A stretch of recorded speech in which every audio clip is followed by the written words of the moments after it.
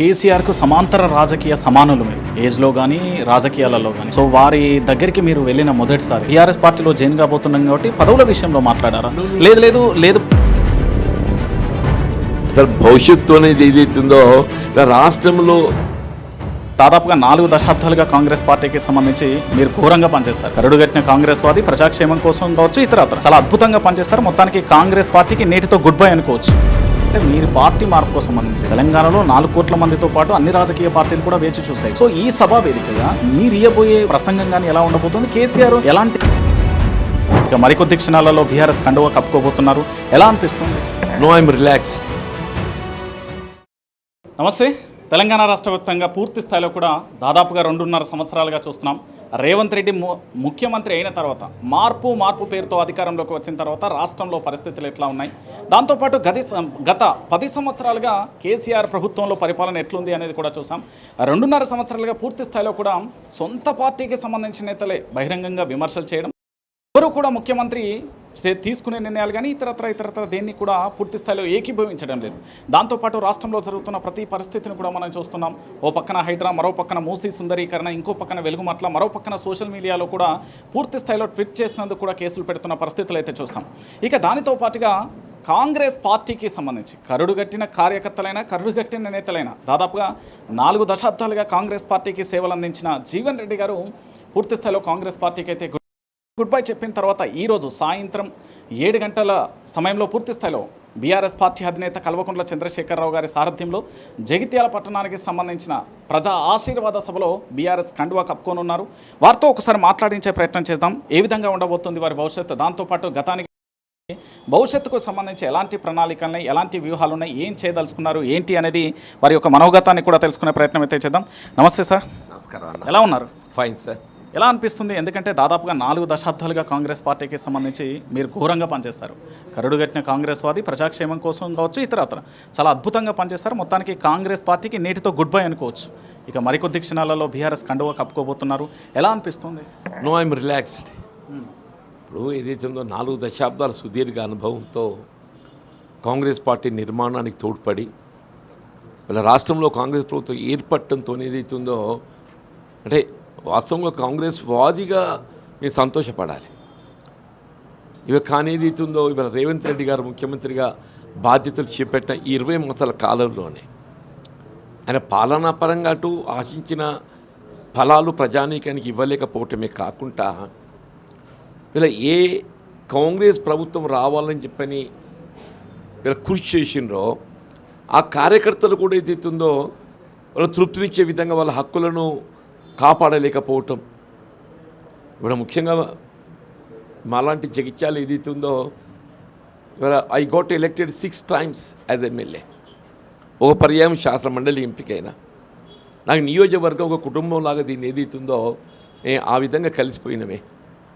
అటువంటి కుటుంబంలో చిచ్చు పెట్టే విధంగా ఏదైతున్నదో అంటే ఈ పార్టీ ఫిరాయింపు అనేది నిజంగానే మీ ప్రభుత్వానికి ఏదైనా ప్రమాదం ఉంది అని అనుకుంటే నువ్వు మద్దతు పొందే ప్రయత్నం చేస్తే ఇట్స్ ఎ డిఫరెంట్ థింగ్.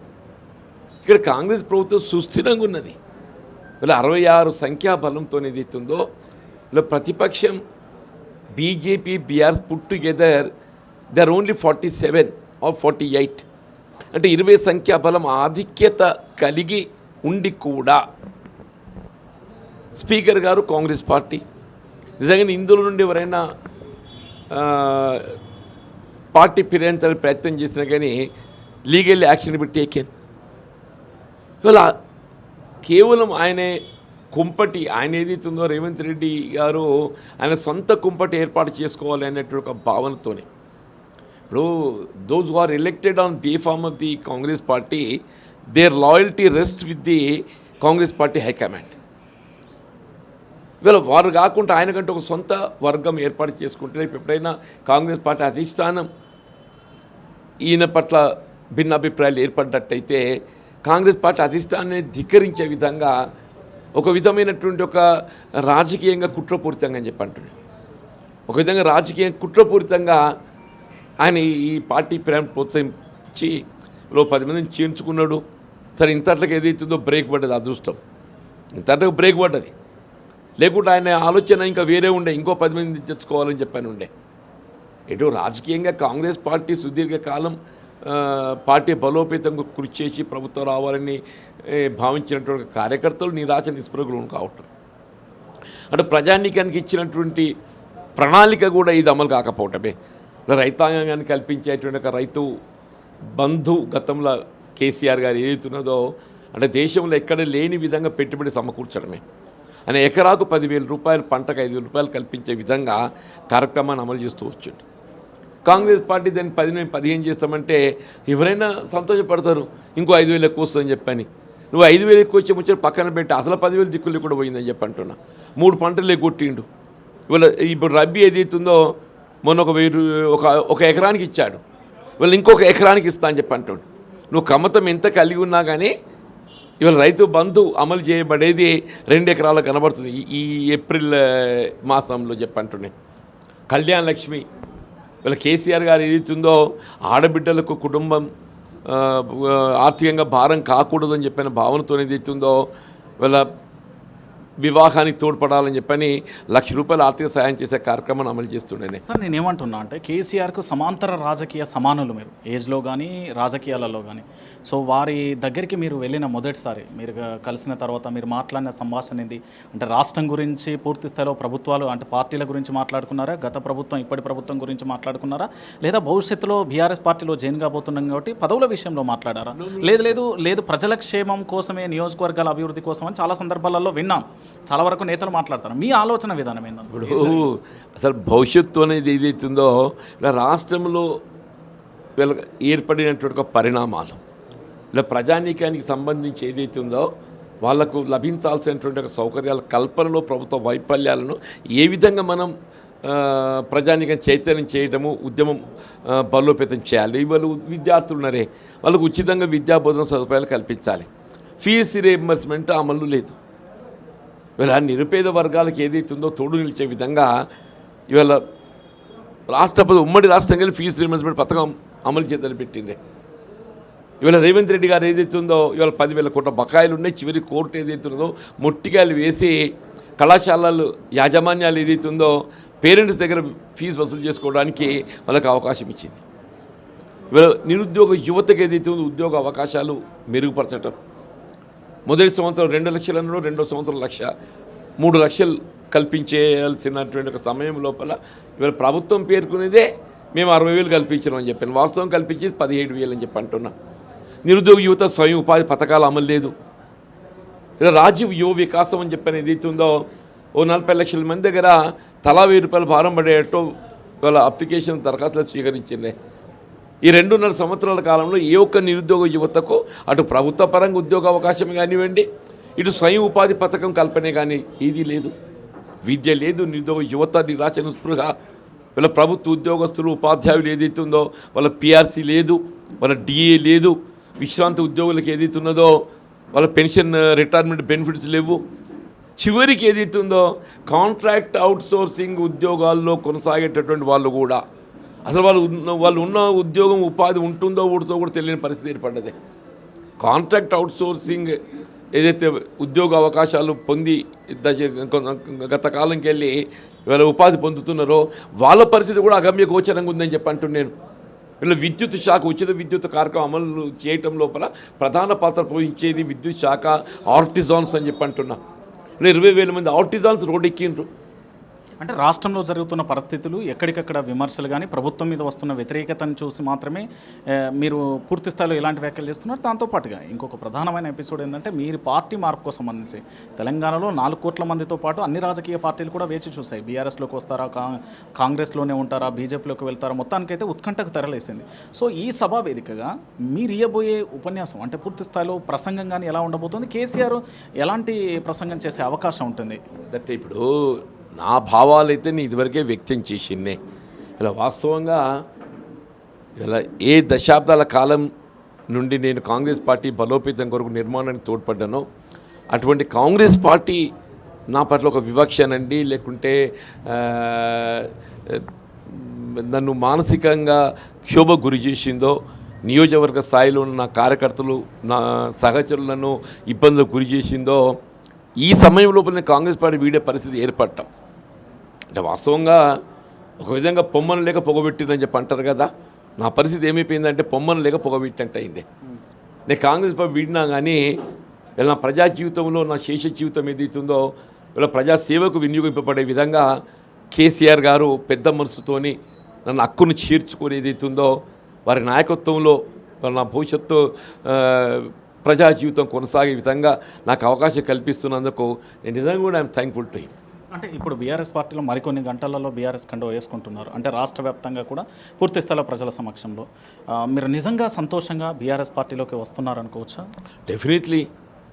ఇవాళ ఏదైతుందో ఏ కాంగ్రెస్ పార్టీని నమ్ముకొని దశాబ్దాల కాలం నేను పార్టీ నిర్మాణం తోడ్పడితే నేను నమ్ముకున్న పార్టీ నన్ను వివాహకి గురి చేసింది, నన్ను మానసిక క్షోభ గురి చేసింది.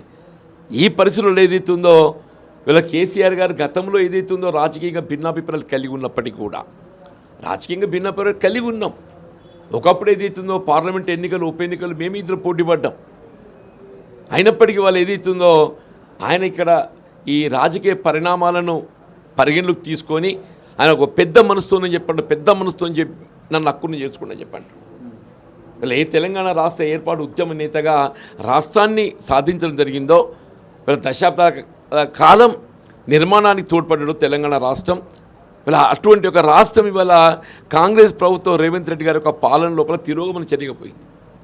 దాన్ని పునర్నిర్మాణం చేయబడే విధంగా ఆయనతో కలిసి పనిచేయడానికి నాకు బీఆర్ఎస్ పార్టీలో చేరడానికి నాకు ఆహ్వానం తెలపడం నేను నిజంగా మోర్ హ్యాపీయెస్ట్ పర్సన్. అంటే కేసీఆర్ ఆలోచన విధానం కోసం జీవన్ రెడ్డి వస్తున్నారా, లేకపోతే పూర్తి స్థాయిలో కూడా బీఆర్ఎస్ పార్టీకి సంబంధించి మీ జగిత్యాల నియోజకవర్గం కావచ్చు, ఉమ్మడి జిల్లాకు సంబంధించి ఇక్కడ నేతల మధ్య కూడా అంతర్గతంగా పోటీ ఉంది. సో దాంట్లో భాగంగా భవిష్యత్తులో మళ్ళీ అలాంటి పరిణామం ఏర్పడే ఛాన్స్ ఏమీ లేదనుకోవచ్చా? ఇప్పుడు అటువంటిది ఏం లేదు. ఇప్పుడు కేసీఆర్ గారు నాయకుడు, ఏదైనా వారి ఆలోచన విధానానికి అనుకుంటే నిర్ణయాలు ఉంటాయి. ఇవాళ నేను చేరడం అంటే ఏదైతున్నదో నేను ఏదైతే భవిష్యత్తు ప్రజాసేవకు తోడ్పడటానికి నాకు ఒక రాజకీయ పార్టీ వేదిక కావాలి. ఇవాళ రెండు రాజకీయ భారతీయ జనతా పార్టీ కానీ బీఆర్ఎస్ఏ కానీ బీజేపీ జాతీయ స్థాయిలో ఇవాళ అక్కడ ఏదైతుందో సమర్థవంతంగా పనిచేస్తుంది. There is no second opinion on it. కానీ మనకు కావాల్సింది ఏదైతే రాష్ట్ర స్థాయిలో రాష్ట్ర పునర్నిర్మాణానికి కొరకు తోడ్పడే విధంగా ఇవాళ రేవంత్ రెడ్డి గారికి కేసీఆర్ గారి గత పాలనకు పోలిస్తే ఇవాళ రేవంత్ రెడ్డి గారి ఈ 2 సంవత్సరాల పాలన చూసే రేవంత్ రెడ్డి మార్పు కావాలి, రేవంత్ రెడ్డి పోవాలి, కేసీఆర్ గారు రావాలి అంటే ఒక నినాదం నా నుండి ప్రజలకి వచ్చిందని చెప్పంటున్నా. నేను సహచరులు, నా శ్రేయోభిలాషులు, మిత్రులు, ముఖ్యంగా ప్రజాభిష్టం మేరకు వాళ్ళని బీఆర్ఎస్ పార్టీలో చేరడం అనేది ప్రజాభిష్టం మేరకు ప్రజా ఆలోచన విధానానికి అనుగుణంగా ఏదైతుందో నా చేరిక బీఆర్ఎస్ పార్టీలో నేను చేరబోతున్నాను. అంటే ఎంతమందితో రాబోతున్నారు? జీవన్ రెడ్డితో పాటు ఎన్ని వేల సంఖ్యలో ఉంటుందా? పూర్తి స్థాయిలో రాష్ట్ర వ్యాప్తంగా లక్షల సంఖ్యలో ఉండొచ్చా? ఇప్పుడు వేలు లక్షలది కాదే, నా సహచరులు, శ్రేయోభిలాషులు, అభిమానులు అందరం కూడా వీళ్ళ బీఆర్ఎస్ పార్టీలో చేరబోతున్నారు. అంటే నేను ఈరోజు ఉదయం ఒకటి సోషల్ మీడియాలో చూసా, జీవన్ రెడ్డి రాకతో పాటు మరికొంతమంది కూడా జీవన్ రెడ్డి తీసుకురాబోతున్నాడు అనేది నిజమా, వాస్తవం? అది నెక్స్ట్. అది నేను ఇంతవరకు అటువంటి ఎవరితో ప్రయత్నం చేయలేదు. ఏదున్నాక అనేది ఉందో రాష్ట్రంలో కొనసాగుతున్న పాలన అందరూ గమనిస్తున్నారు. జీవన్ రెడ్డి లాగా ఎంతోమంది దశాబ్దాల తరబడి కాంగ్రెస్ పార్టీ నిర్మాణానికి తోడ్పడ్డట్టు ఒక నాయకులు మదన పడుతున్నారు. కాంగ్రెస్ కార్యకర్తలు కూడా ఏదైతుందో వాళ్ళు ఆశించిన ఫలాలు పొందలేకపోయినామన్నట్టు నిరాశ నిస్పృహలోనే ఉన్నారు. ఆరోగ్యమే జాయిన్ ఇవాళ, ఎందుకంటే రాష్ట్ర నిర్మాణం ప్రధానం, ఇలా ప్రజా శ్రేయస్సు ప్రధానం. నువ్వు కాంగ్రెస్ ప్రభుత్వంలో ఉండి చేయలేనప్పుడు ఏదైతుందో ఇలా బీఆర్ఎస్ పార్టీలో చేరి 2 సంవత్సరాలు ఓపిక పడతామే. అంటే ఇన్నాళ్ళు నేను చూస్తున్న Jeevan Reddy class leader, BRS కండువ తర్వాత పూర్తి స్థాయిలో మాస్ లీడర్గా, ప్రజల మాస్గా వస్తారా? నేను ఆనాడైనా మాసే, రేపు కూడా మాస్ లీడర్నే కొనసాగుతానని చెప్పి భావిస్తున్నానే. ఖచ్చితంగా మాస్. నేను కాంగ్రెస్ పార్టీ ఉన్ననాడు కూడా మాస్ లీడర్నే భావించింది. నేను రేపు కూడా భవిష్యత్తులో మాస్ లీడర్నే కొనసాగుతా. ఆ విధంగా నాకు అవకాశాలు కల్పించబడితే పొందుతా అని చెప్పి అనుకుంటున్నాను. Thank you sir, thank you very much. Wish all the best and good luck. చూసారు కదా, మొత్తానికి జీవన్ రెడ్డి వాదన ఒకటే, రాష్ట్రంలో కాంగ్రెస్ ప్రభుత్వం అధికారంలోకి వచ్చింది, ఆ పార్టీ నేతలను పట్టించుకోవడం, సీనియర్లకు సరైన గౌరవం, దాంతోపాటు వాళ్ళు ఇచ్చిన 6 గ్యారెంటీలు, 13 అంశాలు, 420 హామీలు ఏవైతే ఉన్నాయో వాటిని అమలు చేయలేకపోవడం, దాంతోపాటు రాష్ట్రంలో పూర్తి స్థాయిలో ప్రజా వ్యతిరేకత ఆ క్షేత్రస్థాయిలో వస్తున్న పరిస్థితి అయితే కనబడుతుంది. సో వీరి ప్రయాణం భవిష్యత్తులో బీఆర్ఎస్ కండువా కప్పుకున్న తర్వాత వారి ఉద్యమ రూపం ఎలా ఉంటుందో మనం కూడా వేచి చూద్దాం.